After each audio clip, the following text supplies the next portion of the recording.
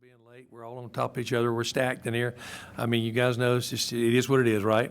I apologize. We're going to start with our House Bill 55, which is our annual banking and I guess you'd call it the banking cleanup and bill. And Representative Bruce Williams, Bruce, you want to come up front? You sit in the mic. Why don't you come here and just say I'm easy for you? Bo, come, yeah, Bo Fears. Yeah, y'all do whatever. It doesn't matter. Pick 1, 2, and 3. Okay, now, what we're doing here, guys, I've got some, what I call cliff notes coming, but, the bill is extremely long, but she's trying to make a few copies of some, cliff notes provided our way regarding each section. So is that how you're gonna present it, Bo? You're just gonna take it by the section? Is that what you wanna do? I think Bruce is going to present. Well, thank you, Mr. Chairman. I've been instructed by members of the Senate, since this is your first banking, the House banking bill, we got a 109-page bill, and I thought I'd go line by line. Well, I'm very familiar with banking because I owe them a lot. So if you cut it short, I greatly appreciate it. So, thank you, Mr. Chairman, members of the committee. I'm Bruce Williams, and I represent Walton County, House District 112, and I'm here before you today to present House Bill 55 LC 500432, which is the Department of Banking and Finance's annual housekeeping bill. In a nutshell, and I understand that time's precious today for all of us, in a nutshell, it's the department's banking bill.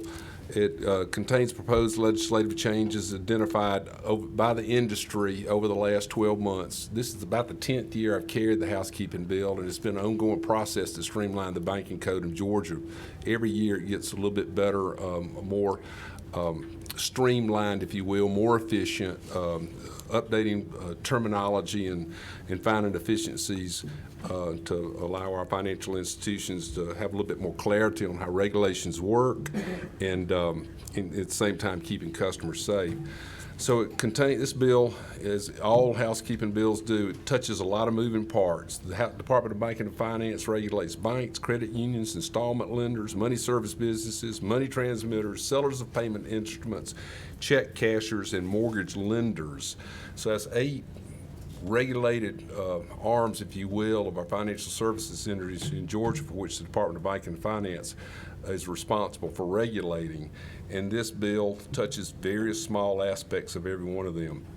Importantly, I think it's important for the members of the Senate Finance Committee to know that legislation is supported by all of the interested parties, including the Georgia Bankers Association, Community Bankers Association, League of Southeastern Credit Unions, the Mortgage Bankers Association of Georgia, the Georgia Financial Services Association, and Georgia Installment Lenders Association, which just recently moved on about 2 years ago to be regulated by the Department of Banking and Finance. I did want to point out 2 of the most significant changes in our current code in this bill. One's related to the model law developed by the Conference of State Bank Supervisors. Again, this is an effort to streamline our regulations and codes and terminology, if you will, along with other banking departments across the nation. And it basically harmonizes definitions and requirements between the various states. And the effort is to better clear up definitions, exemptions, and control requirements, and just overall prudential standards. Another goal is to ensure consumer protection and absolutely close the door on any bad actors from entering the money transmission ecosystem, which is an ever-changing landscape, as y'all well know. Again, the second issue, it seeks to modernize and update our foreign bank laws in Georgia, which initially the first time I read the bill and it jumps out foreign bank law, I go, what are we doing? Real simply, there's only 4 countries that do business in the banking world here in Georgia, and it's Japan, France, Netherlands, and Canada. None of whom they can do basically all the banking activities we're familiar with the exception of taking deposits. This bill would allow them, like is allowed in many other states, to accept deposits, U.S. currency, but there's no FDIC insurance on it. It's a minimum deposit of $250,000, but no FDIC insurance will be available to that. And think this will facilitate business transactions. We do have some pretty major industries located in Georgia. One real large announcement, Hyundai down in on the coastal area. And there's no Korean bank, for example, but should they make application, it would be through the Federal Reserve Bank, and they'd pick another regulator. They could pick the Department of Banking and Finance, which this bill would help facilitate them as a secondary regulator, or they could go to the Office of the Comptroller of the Currency. I know I'm throwing a lot at you, but that's one of the things that jumped out to me, and members of the Senate might be asking, what is this about foreign banks? I'm happy to go sort of a brief section by section breakdown, Mr. Chairman, or a lengthier section by section. Whatever the chairman's pleasure is. If you will, let's tell me a little bit more about that foreign bank thing. I didn't Sure. quite understand the $250,000.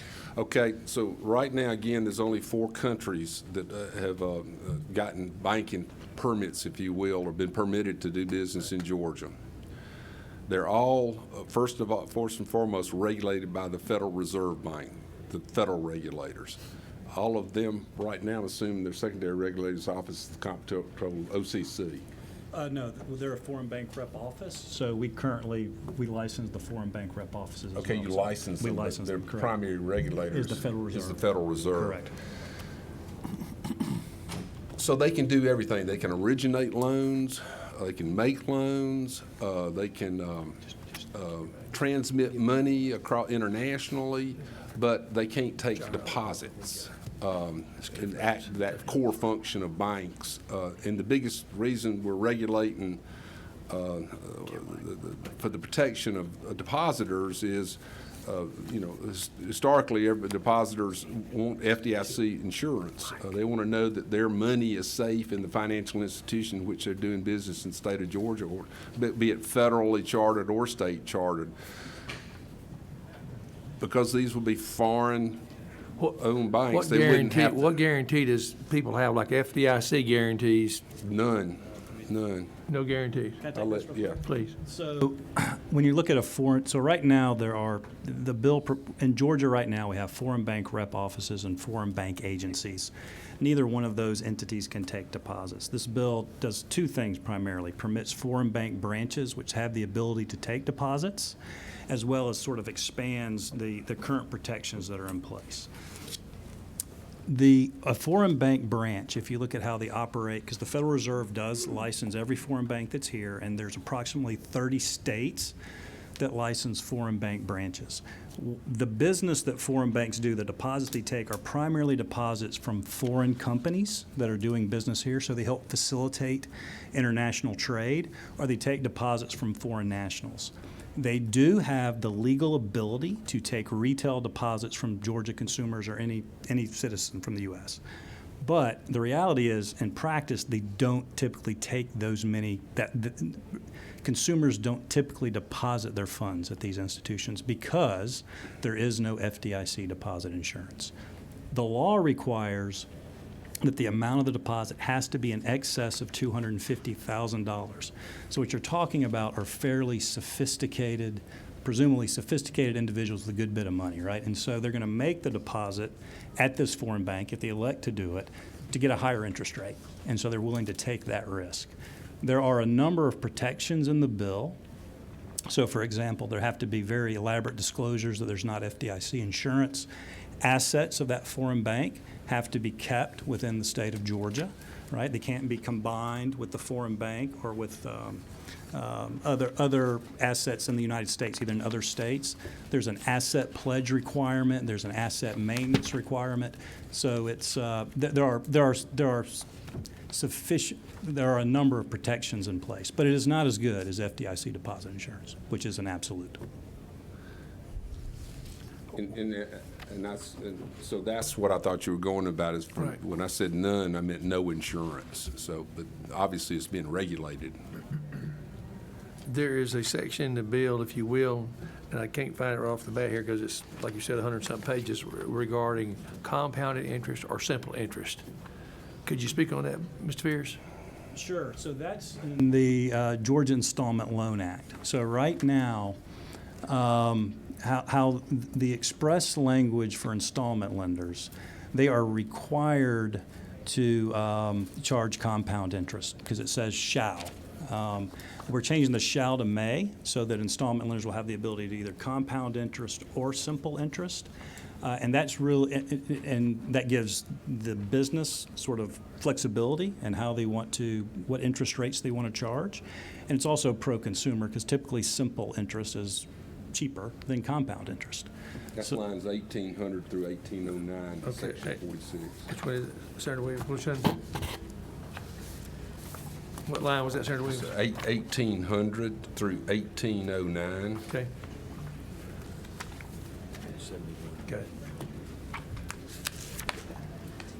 So you're just saying that simple interest is like everybody else, more palatable, that people understand it, and it gives them the option, what you're saying. Correct. And I think what it really benefits are those businesses that operate in multiple states because certain states prohibit compound interest. So then they can just have one approach, one model across their entire state system. If you could say any of the major changes to the bill, Mr. Fears, what would be your top three? Well, the first two, I would say, is the model MSB laws that Representative Williamson indicated, as well as the foreign bank change.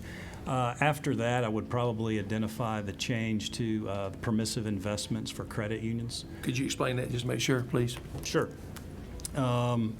So right now, the credit union's permissive investments, it's just like banks. We try to restrict what they can invest in, right? We don't want them to invest in very risky investments.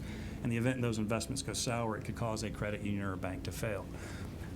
The statute right now is structured as permissive investments are based on a variety of different measures. So it's tangible equity, shares and deposits, or shares, deposits, and surplus. And so you can end up, which creates confusion for the industry, right? It's uncertain. So what we've done is we've branched it back to say it's going to be based off of net worth, which is a federal it's defined in federal law. And it's also going to be on their call reports that they file on a quarterly basis. So that number is going to be there. It should be very easy for credit unions to determine what that number is, as well as the department. So it's going to kind of lessen regulatory burden. And then what we're doing is in certain areas, we're expanding their permissive investment. So if it's a municipal or a state deposit, I apologize, municipal or local general obligation, we've eliminated, the cap used to be 25%. We've eliminated that cap, as well as for the states. With the federal government currently, there's no cap, so we're trying to level it up for the state deposits, or state general obligation investments. And then also what we've done is we've changed some of those investment percentages because net worth is substantially less than shares and deposits, and so we've leveled it up. So, And just another side, as long as we're talking about credit unions, right now, any credit union that would lend more than 5% of its net worth would require director approval. Mm-hmm. And a lot of the smaller credit unions have very low net worth, but they're still viable, regulated, and successful credit unions. This bill would also, at the department's approval, allow small credit unions to lend up to $150,000 without having director approval on it. The management could do that, but everything would have to be set up with the Department of Banking and Finance's prior approval to do that. So it gives flexibility to the very small credit unions, one of which I believe is down in your district, Senator Kennedy. Yep. And that's circled at 150. You're right about that. That's a good positive change. I know this committee, everybody in this committee understands this bill perfectly. I mean, there's no doubt we have any. We do have a banker in our community, so I was going to yield for any time if y'all had any questions before we get started. Anybody got any questions? We'll talk about this simple bill. 11. I'm sorry. 11. I'll go 11. Senator Jones. I'm reading where this appears to be a pretty. I'm sorry. I'm reading down on the research sheet where this appears to be a pretty substantive change that allows credit union to borrow essentially from any source up to 200% of its net worth. What is the logic behind raising it from 50% to 200%? So it's actually a reduction, right? So if you look at, I think if the current requirement is think it's 50% of shares, deposits, and surplus. And so shares, deposits, and surplus is roughly 5 times net worth. So that's actually a reduction in their permissive investments. It just didn't say that. This was a reduction here. Yeah, but that's what it is, because net worth is less than shares and deposits and surplus. And so it's roughly 5 times. And so if we wanted to level it up completely, it would be like 250% instead of 200%. And I don't think. Even though it says that's not my- 50%, 200% of its. That's not my summary, so I don't know who wrote that up. Senate research, I think. Recent research? Yeah. It says 200% of its net worth, whereas present is 50% of its net worth. That's wrong, though. It's not 50% of its net worth. It's 50% of shares, deposits, and surplus. So Senate research, it is incorrect. Thank you. Yeah. Senator Jones was just thinking about loaning the bank some money. That's what There it you was. I mean, he doesn't borrow, he loans. We all borrow. What, you one over there too? When I die, I want to be in debt. Thank you, Mr. Chairman. I know every year I can remember you've always brought a cleanup bill like this, but it's a tradition. What I also can remember that the now pro tem, but the senator from Macon always carries this bill. I just want to make sure that's still going to happen this time around as well before we pass it. The Senate's pleasure. I hope he does. Good, thank you. He loves carrying this. He informed me earlier that he had it all figured out. So that we did good. Anybody got questions? Guys, this bill needs to be voted out. We need to get it out. If you all, what's the pleasure of the committee? Mr. Fear's been doing this for a long time. He's very good at what he does, and obviously Representative Williamson. So y'all just let me know what y'all want to do. What's your pleasure? Motion do pass, Mr. Chairman. Motion do pass. Have a second. Have a second. Senator Alpert. All in favor, please raise your right hand. Motion carried unanimously. Thank you all for that very simple, very understanding bill. Thank you. Thank Very you, Mr. kind. Chairman, members of the committee. Thank you. All right. Next, we're going to bring up Senator Hickman again. Is he in the room here, or is he? There you are, my horse racing buddy. We're going to bring up Senator Hickman. He has a very, very simple bill that everybody knows exactly where they stand. And so we're going to have a little hearing again on this bill because the people didn't get to speak at the last time we had a hearing. And Senator Hickman, is there anything you want to say before we go forward? Anything you got going on? Yes, sir. I'll just make a couple comments. I won't go back and rehash what I said last time. No need to go over that. But, you know, as y'all know, I'm an accountant, and numbers are my thing and the way I make a living. And we actually went back and did a little bit of, just so the committee went back and did a little bit of homework on what these fees, these interchange / swap fees mean to your individual counties for the last 15 months. Actually, 15 months we looked at was April 20 through July 21. And I'll just read out some of them because some of the counties cross over, particularly in the Atlanta area. But Mr. Chairman, for your counties that you represent, Chris, Lee, Worth, Turner, Tiff, Ben Hill, Irwin, Berwyn, and Coffee, the swap fees, interchange fees was on sales tax only now. On the sales tax only was $2.9 million. My particular county, Bullitt County, I did it on my own. These swap fees on the sales tax amount was a little over $1.4 million. Senator Kennedy, just in the Macon-Bibb area, yours was a little over $2 million just for the Macon-Bibb area. Senator Hodges, for Charlton, Ware, Brantley, Camden, Glenn, and McIntosh, it was a little over $3 million. And Senator Anderson, because you do Rockdale, Newton, and DeKalb, a little over $13 million. So y'all can see without going through all these numbers, they're very significant numbers that we need to look at. Now, I'm going to turn it over to a gentleman by the name of Mr. Kevin Carroll, who's the Executive Director of Payments for Racetrack, who helped us pull these numbers together. Before you turn it over, Senator, I have a question from Senator Hodges. Thank you, Mr. Chairman. Senator Hickman, just very quickly, those are interesting numbers. What's the significance of the numbers? Significance of numbers, if you remember, Mr. Chairman, it goes back, or Senator, it goes back to looking at, if you go back to the example I used with the chairman's coat that day, based upon the interchange and swap fees are charged not only on the cost of the coat, but it's also charged on the sales tax that relates to that. So these fees that I'm referring to here are the fees that are charged on the sales tax as relates to that coat. So for instance, if that coat was a $100 coat and the sales tax in my county is 8%, that's $8. So the interchange or swap fee would be 3%. Sometimes they're between 2 and 4, so we use the average of 3% on that $8. And that's what these fees amount to. So, So the more sales you have, the more commerce you have in a community, the more swipe fees you're going to have, the more sales tax you're going to pay. So the more swipe fees you're going to pay on sales tax. that is correct. Sir. Okay. That is correct. But again, the significance of that, I mean, why wouldn't you take a look at the interest paid on loan portfolios in various counties?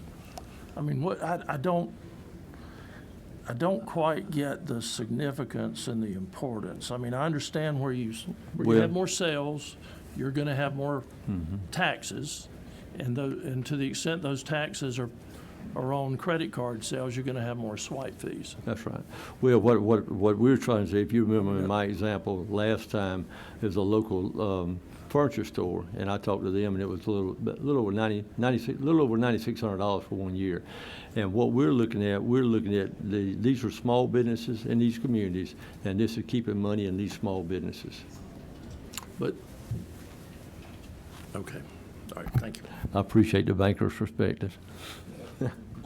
Anybody's got a question before we move on with another person? Thank you, sir. Yes, sir. I'd like to introduce Who's coming up now? Mr. Kevin Carroll. Kevin Carroll. And we have some people on the sign-up sheet. Anybody else want to speak on the sign-up sheet? If you need to, raise your hand, we'll get it to you. Thank you. Hi, afternoon. Thank you. State your name, everything about you. Kevin Carroll with Racetrack, Executive Director of Payments. Besides working at Racetrack. And we're talking about racetrack at Hampton, we're talking about racetrack gas and fuel stations. Gas and fuel, sir. Just making sure. In addition to there, I have nearly 30 years' experience in payments, working for banks, prepaid issuers here in Atlanta, company Incom, as well as 14 years at MasterCard, the network, processors, which is now Fiserv, used to be First Data, somebody before that. So I have experience in the entire value chain of who does what where, who takes money where, and why. So I know there was some questions at the last meeting. I'd like to address any questions, concerns, confusion that might have happened from anybody from last time I was here. My apologies, I wasn't here last time. I was a little under the weather and couldn't be here last week. A lot of questions last time. I mean, in a lot of things we're trying to all still figure out. Tell us, how does this bill directly affect racetrack? That's what I want to know. What's your bottom line? What's the numbers on your difference? You're saying the swipe fees. What does it cost racetrack? You're telling us. Sure. The estimate we did, and again, they're estimates because the numbers vary depending on the type of card used, credit, debit, the level of it, platinum, gold, regular, whatever it is, the fees are all different. So the estimates we gave here, and we'll do for racetrack, we'll give an estimate of where we, in 2021, paid on interchange that goes to the banks just on taxes for services and fuel was a little over $2 million for us. $2 million. Yes, sir.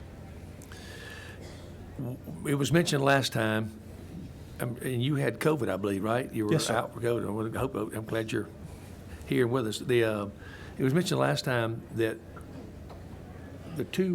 my vice chairman made a suggestion, the fees that were, nobody's asked for those fees back that were taken. I don't know the date when they were taken, 27, 28, 29. I have no idea when that was removed. And I don't know. I have to find out for you. How would that affect you all if you got that money, if that money was asked to come back to you all in regards to this bill? So if we didn't pay that ultimate No. $2 million? No. Chairman, go ahead. Vice Chairman, the 2% you mentioned last time, or 3%? 3% is what it was. Is the reimbursement fee from the government for collecting tax on behalf of the government? Yeah. Sure. Yeah. Okay. Can you speak to that issue? And I think Yes. the question that I had asked at the close of the hearing was because it was, we learned that there used to be a reimbursement or some compensation Right. paid by the 3%. state to the merchant for the cost incurred, or at least part of it. And that went down, but has not gone back. That reimbursement rate or percentage has gone significantly lower than it used to be, but has not gone back up. And the question was, has there been any efforts to get the number back up or something closer to par with the cost so that the merchants aren't actually incurring permanently the charges for swipe fees associated with the collection of taxes? I would need assistance from some other people who are here to find out what efforts have been made to talk to committees or the government on that. Is that, I don't think anybody's asked for the money back. That's what he's Right. talking about. We're trying to say, what would that do to the quest that you all are trying to receive regarding the swipe fees? How much, so am I correct? one of the I mean, goals, yeah. one of the goals we have with the racetrack is to serve customers.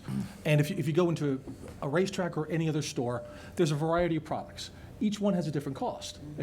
Pepsi's different price than Coke, or different type of milk. Most merchants put prices out there based upon their cost of goods.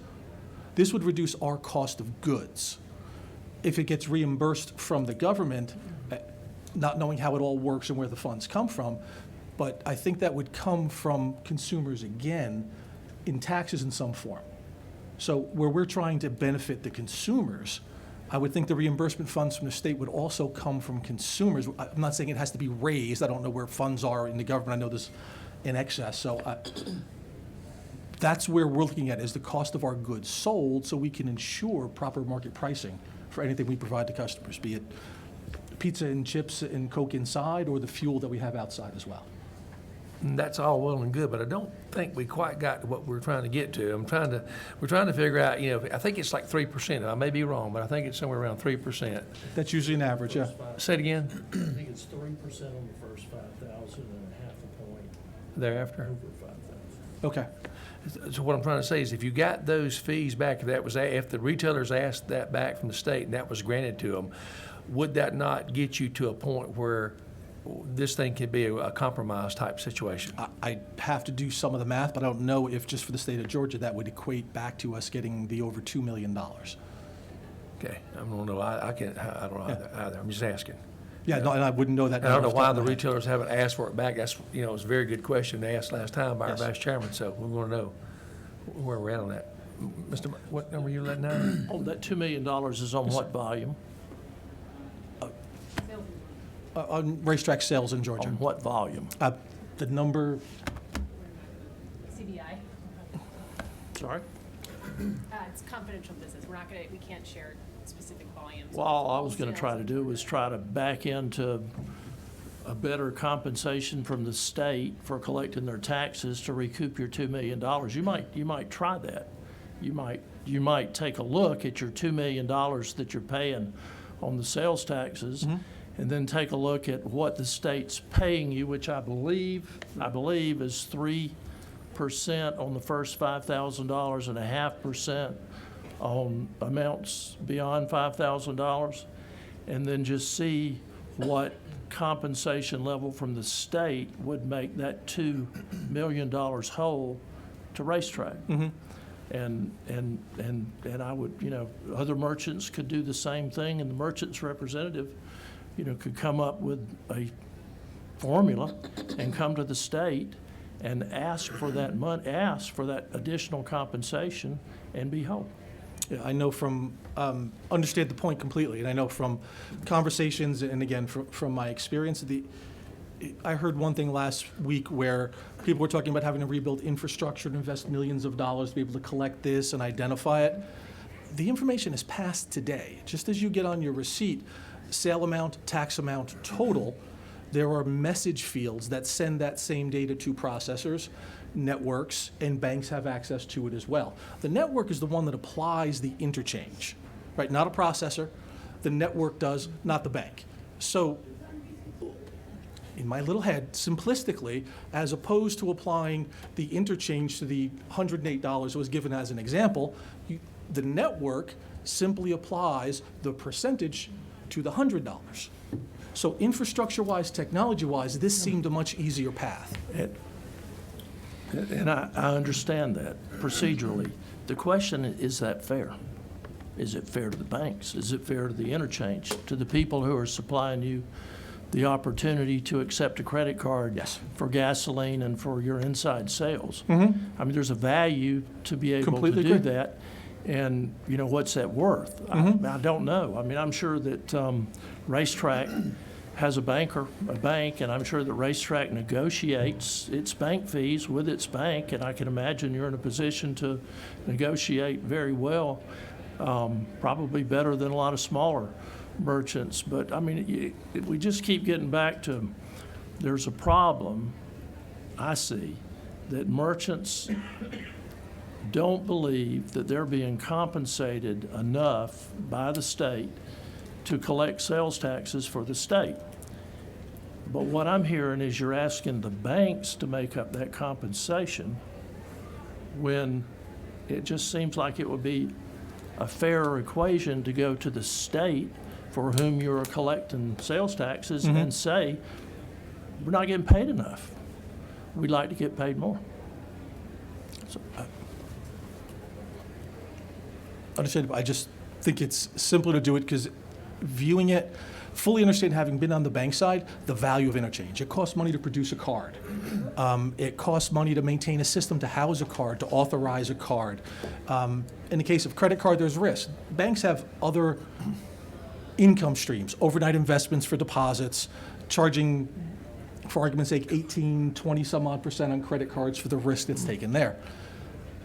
Looking at this with this bill, it is simply not providing them the interchange for the service we provide for the state to collect the tax. So just that small portion, we don't gain margin on it. If I sell a bag of chips or a gallon of gas, we have margin, okay? We don't on taxes. We collected 100% of what has to be returned to the state, yet that money is revenue for the bank. They take revenue on top of the service we're providing to give to the state, and funds that we don't make a margin on because it's taxes and we give it back to the state, which is our duty and what we do.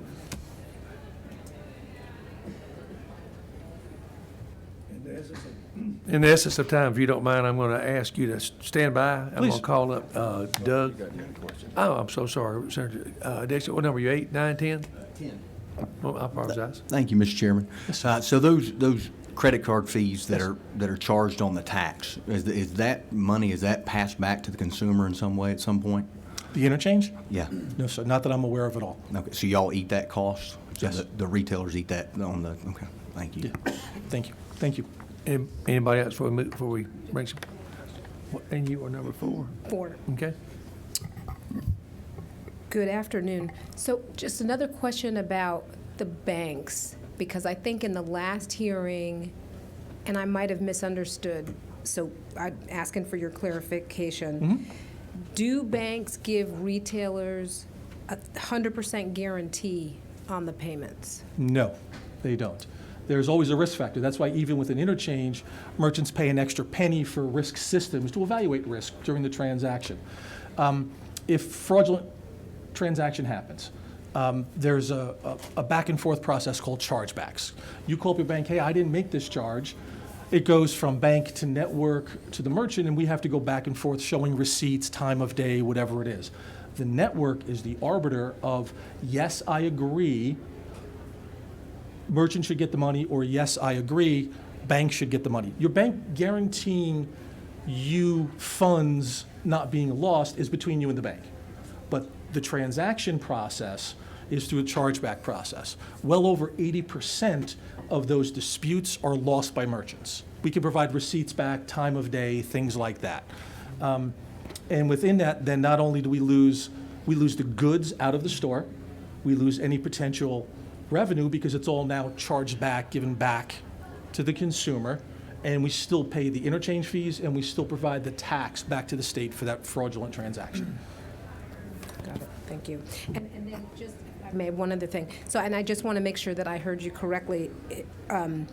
When you were talking about, I make a purchase, And this is how I'm thinking of it, Yes. but the receipt that ends up going through the process actually shows like, these are the product, this is the tax, and has that kind of separated out as it goes through the process. So then, in that case, then, would a retailer need to install a new system in order to be able to make this bill work? No, not at all today. It's one swipe for the card. I mean, I heard last week as well, there might need 2 swipes on the card.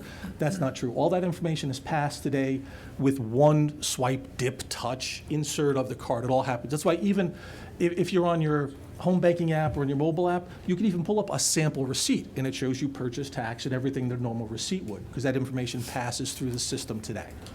So now there'd be no changes at the system. From my experience, the change would have to happen. The network who applies the interchange, applying onto field A, just purchase amount, not field C, total amount. Got it. Thank you. Thank you. And I'm assuming the networks would obviously have to raise their prices for doing business. Obviously, the networks would. This isn't revenue that the networks take. This is Somebody's straight got to to the process bank. it, though. They still do. The transaction still goes through. It's just a calculation of how much money to pay the bank. So the network still Correct me gets if I'm their wrong. fixed fees. Make sure I'm all right. Aren't you asking the bank to do it for nothing? Is that because? Just on the that tax portion. Just on the tax banks, portion? so they would still get the interchange, for argument's sake, 3% on the $100 as opposed to the $108. So it's not for nothing. They would get the $3 as opposed to the $3.10. Let me stop there if you don't mind. I ask us a time if you don't mind, Senator. Let's bring up Doug Cantor and Angela Hall, and you guys together. Thank If you you. don't mind, just hang Sure. close by. Guys, you got to make this quick. We got several committee meetings behind us, and I got one more we got to get in. Yes, sir, thank you. I'm Angela Holland. Thank you, Chairman, for bringing the bill back. I'm Angela Holland. I serve as the president of the Georgia Association of Convenience Stores.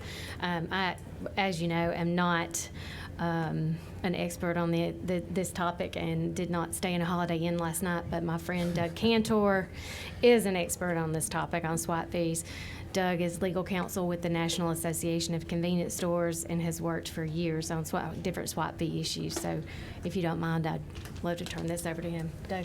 So, thank you. And I will be quick on this. Let me just say a couple things about how swipe fees work and why it's the #1 public policy issue for our industry, which is 60% single-store operators. And that is because what happens is Visa and MasterCard set the rates on these fees, and all the banks across the nation agree to charge the same schedule of fees that is centrally set by Visa and MasterCard. And they set a number of rules such that merchants can't negotiate or refuse the cards. And it's one thing I would note from the earlier questions that merchants do not negotiate this because it's centrally set, and none of them can realistically say no to all the banks across the nation, which Visa and MasterCard pulled together in a single pricing scheme. And what happens then with that is these fees go up by leaps and bounds. They're up over 75% in the last 3 years alone, over 25% each year.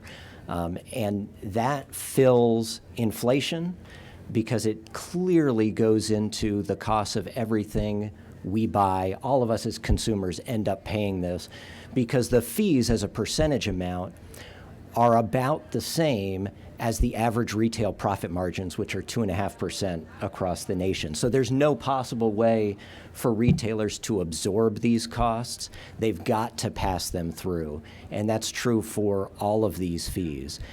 So what this bill would do and why it matters and is important is wouldn't get at all the fees, wouldn't make it zero, wouldn't solve the basic competition policy problem that we have, but it would say at the very least it is unjust and not right for the banks and credit card companies to take part of the tax money that the retailers don't get anyway. And the retailers are just performing a service. They're passing along the tax, but literally the tax money, part of it is taken from them. and they have to make up the difference in order to give that money to the state. And that's what we're trying to avoid here. As Kevin said, doesn't require any new systems, but frankly, whether you follow through and agree with his description of that or not, and I will tell you just to back it up, Visa does have a service they call IntelliLink. They've got a website where they market it, and they offer to sell back the transaction tax information to merchants. They clearly have the data because they are selling it back to the merchants who provide it through their transactions in the first place. Doesn't require any new systems. They actually say that on the website. No new equipment, no new software or hardware. They'll sell it back to you. They've got it, and it doesn't require them to commit privacy violations or look at what specific products were purchased. They get it anyway as part of the transaction. One thing I would caution, just with respect to the questions that came up, which are very good ones, is that I would be a little careful about the idea of let's just have the state of Georgia reimburse merchants for this cost. And here's why. We could go down the road of reimbursing business for lots of costs, or frankly, they could pay for our gas. It would be free, right? They could pay for groceries. It would be free. Having that money run through the government from tax collection into paying those costs, we generally don't do for a number of reasons, one of which is it's not as efficient, right, as the private market doing these things.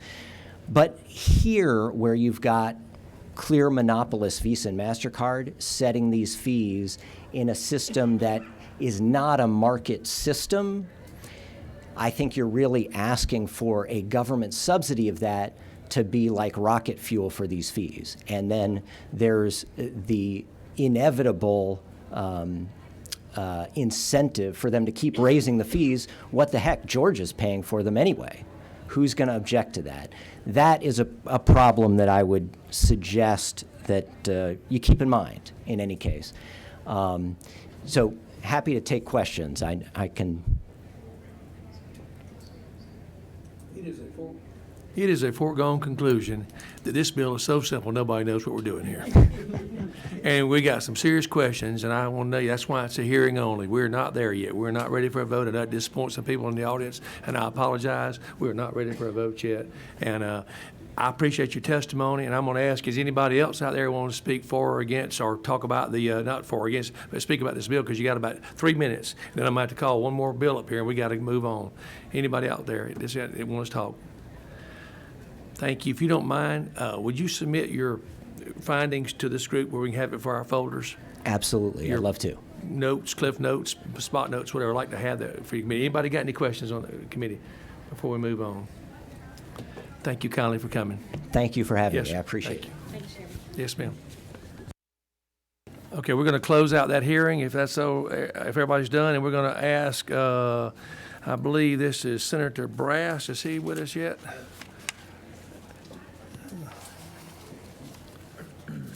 Senator Brass. Tell us what you were here for, Senator Brass.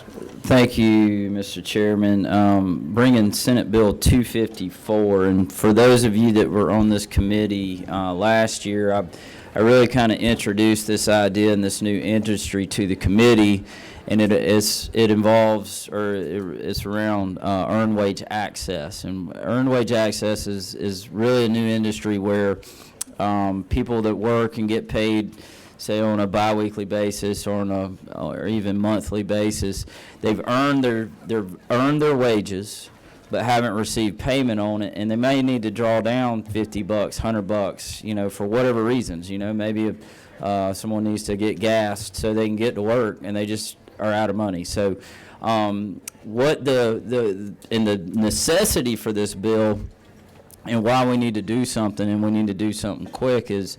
There's number one, we want to define that this is not a payday loan, because this money is already earned, and they're not getting a loan on something they may earn.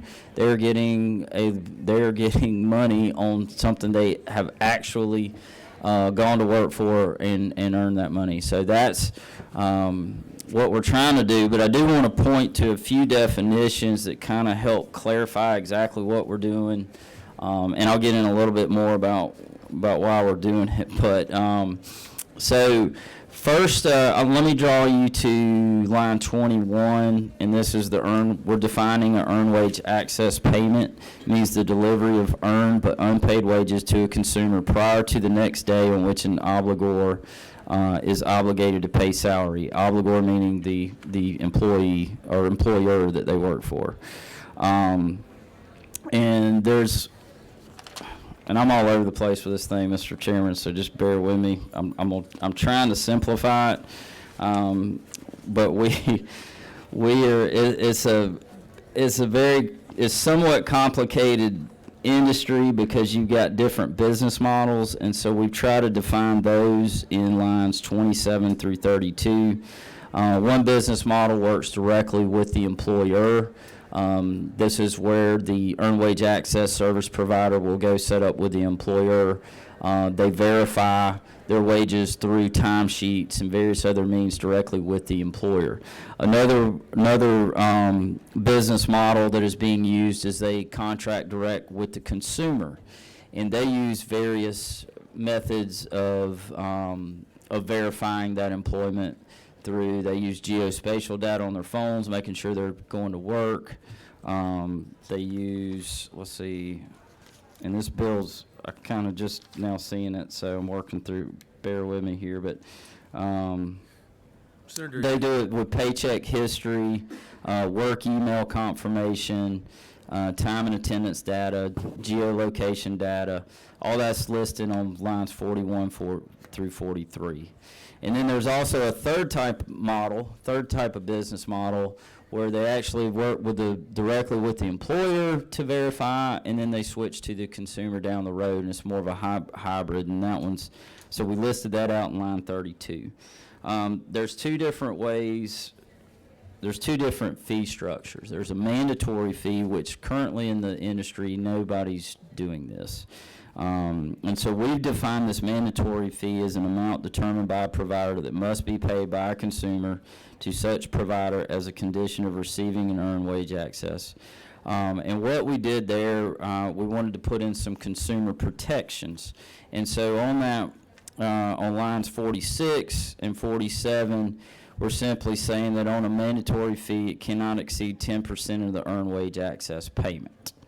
Now, what most companies are doing, most of these earned wage access service providers are doing, is they're actually they're doing what's called consumer elected fees. So in that direct to business, direct to employer model, the employee who may need to draw down this money, they may need it expedited. So currently they're paying like a $2.99 fee to get that expedited. So if they need to borrow if they need to get this money in advance of actually getting paid, they'll pay that $2.99 expedited fee, and that's an elected fee. Other elected fees, you might have a membership fee or a subscription, but it's an option. And so if y'all, most of y'all probably have not used this service, but many of y'all have donated money through GoFundMe. And I'd never seen an option to pay for a service before online until after discussing earned wage access. The next time I went on GoFundMe, it offered me if I wanted to give GoFundMe, if I wanted to give them money for that service. But one of the options was a $0 fee.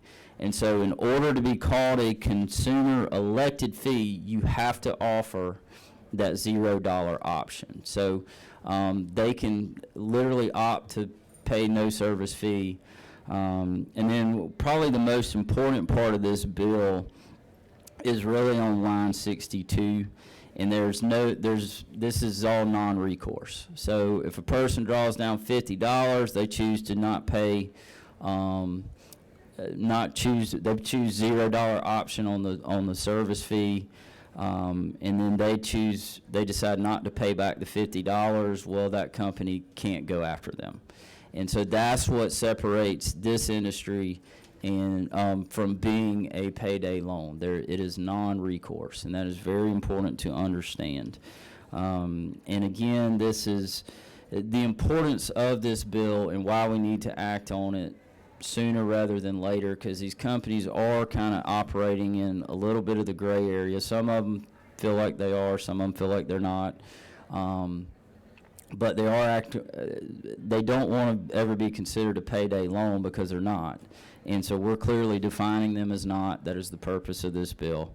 And then if you'll go down to lines 73 through 75, simply says failure to comply with the provisions of this code section shall be considered an unfair, deceptive act or practice within this law and shall be punishable by the provisions of this part. Essentially what we're doing here is it falls under the Fair Business Practice Act, which that essentially kicks any bad actors that are, meaning service providers, not consumers, but meaning service providers.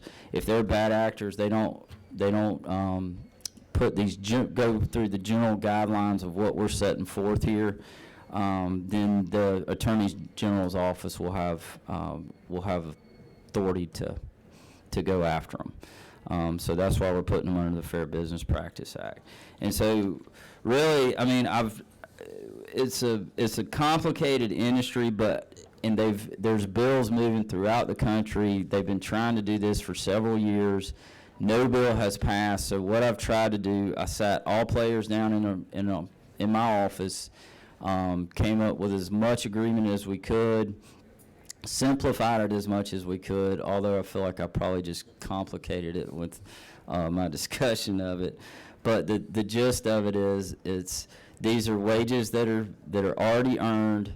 They can draw down on them. There's no recourse, and any fees are simply consumer chooses or chooses not to pay those fees. All businesses, mandatory or voluntary or all the above for any kind of business that people work for? Say that again, sir, Mandatory Mr. or Chairman? voluntary?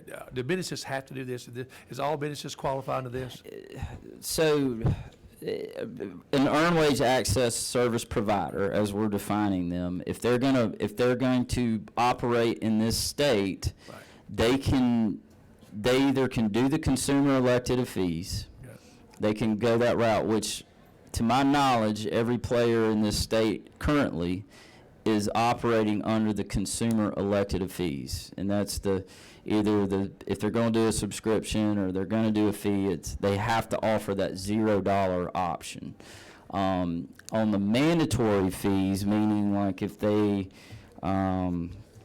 whatever example I gave earlier, if they're going to do that, then there is going to be a cap of 10% of the wage that consumer is taking. Okay, got a question from Senator Kennedy, please. Yes. Thank you, Mr. Chairman. And this may be what the chairman was asking as well, but my question is are any businesses or employers compelled to offer this service or to otherwise engage with a, what do you call it, earned wage access service provider? Are they compelled to? Yeah, so if I'm operating a business, Okay.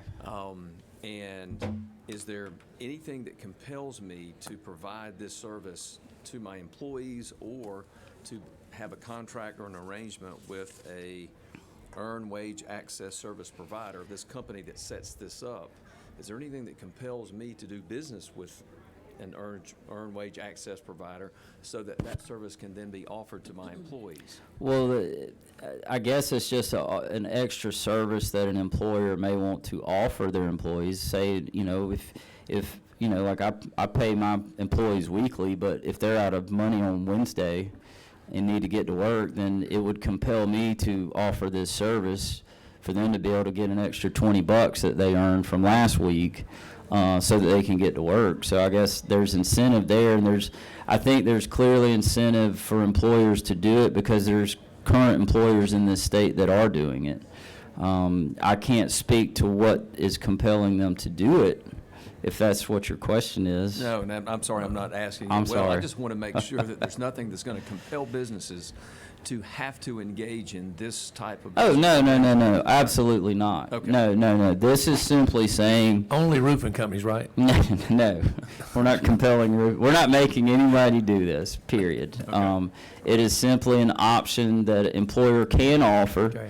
and they can do it with a direct-to-employer business, in this case, direct-to-obligor, and they can operate in that business model, but there is a separate business model, separate companies that might come to you directly as a consumer and offer this. And and there's, like I said, there's both business models, and then there's even a third that operate under both. And so we're just trying to put up some guidelines and some consumer protections, because this industry, it's already here. And I'm trying to get a framework together, because we're probably going to be dealing with this issue on a year in and year out basis as it's a growing industry. And so it's important that we get these definitions now, so that we have a framework in a code section to moving forward, that we really start to need to familiarize ourselves with what's going on with this industry. Okay, just one more question. Sure. What's the idea behind this from a policy standpoint of making the payments non-recourse? That's what clearly defines it as not a payday loan. Okay. That is the purpose. CFPB, I think, came out with some guidelines around this, and the non-recourse, actually got that language last year from our banking department. Bo Fears helped me out with that, and the non-recourse was very important. It wasn't loved by the industry, but at the same time, it was important for the industry, so that they are not operating in that gray area anymore. Senator Hodges. Thank you, Mr. Chairman. Senator Brass, I mean, isn't, under this situation, the relationship here is between the consumer. If I have a job and I'm going to get paid next week and I'm a little short, I can go to the earned wage access service provider, lender, if you will, and I can borrow some money. You're not borrowing it, you've already earned it. I've already earned it, so I'm going to get some money from the provider, and then I pay it back when I get paid. The provider might ask me to show them my pay stub or something to show that I've got the money coming, but my employer is under no obligation to provide any information or to pay the provider any money. That's between me as the borrower, if you will, or the... Correct. Under that model, you're correct. But under the another model where they do work directly with the employer, now we're getting into a business-to-business transaction, which I'm staying out of that, but we are defining that is a model, and they may have some requirements on providing timesheets of that employee to make sure that that employee did in fact earn that money. But it's up to my employer to decide whether or not they want to participate in it. That is exactly right. We're not compelling them. Well, that was a great think question that- to end on, if you don't mind, Chairman I'm Brass. good. I'm good. And, We're good, Mr. Chairman. You got one more question? Everybody? I'd like to move this thing to rules. Somebody tell me you had some clout in the rules department. So if we can get just Bill out for you. Well, I'm we'll move hoping this for thing. clout in this committee first. We'll see what happens here. What's the pleasure of this committee on this one? Motion do pass by Senator Dixon. Second, Senator Hodges. Any discussion? All in favor, please raise your hand. Right hand. Aye. Motion passed unanimously. I guess we'll see you in rules. Thank you, Mr. Chairman. Thank you, committee, for working with me on short notice. Guys, I apologize for the time delay today and the backup today and whatever anybody wanted to talk. We have to get out and got another committee. Miss Shelley, I apologize, you, Senator. We're adjourned. Thank you.